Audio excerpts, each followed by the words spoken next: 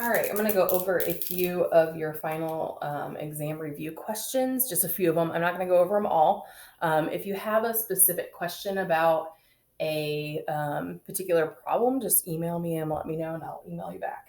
So, number one, I definitely want to go over. So, we have 2.7 grams per milliliters of that's the density of aluminum, and it wants it in kilograms per meters cubed with two significant figures. Now, this will be important on your test because there are some problems that are specific about what significant figures you need to be putting in, and it will count it wrong if it's not in the correct significant figures.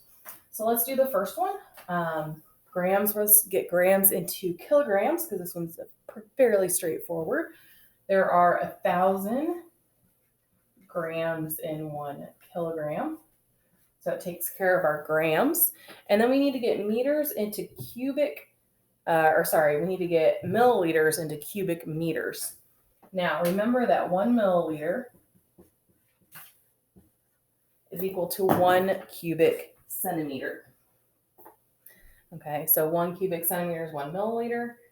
This is also on your reference sheet that you get for your test. So 1 milliliter is 1 cubic centimeter. So that gets rid of milliliters. And now we're in cubic centimeters. Now becomes a little bit of a tricky part because you have to get from cubic centimeters into cubic meters, and there's not a direct conversion there. So what you have to do is go from centimeters into meters and then cube the whole thing.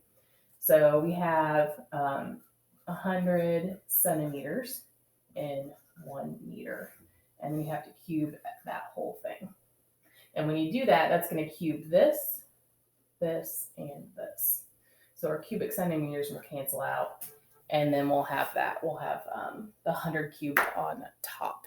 So then multiply across the top and divide by what's on the bottom. So we're going to take 2.7 times 1 times 1, and then times 100 to the third. All right, and that gives you 27.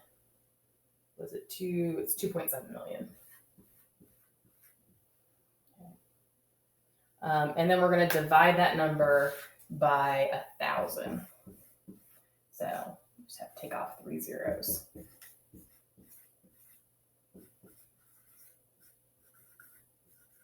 So then it ends up being 2,700 kilograms per meter cubed. Now, if we look at this with significant figures, we're supposed to have 2 significant figures. And if you look, we have 1, 2. There's 2 significant figures. These zeros here are placeholders, and they don't count as significant. Okay, so this does have 2, so that is the answer.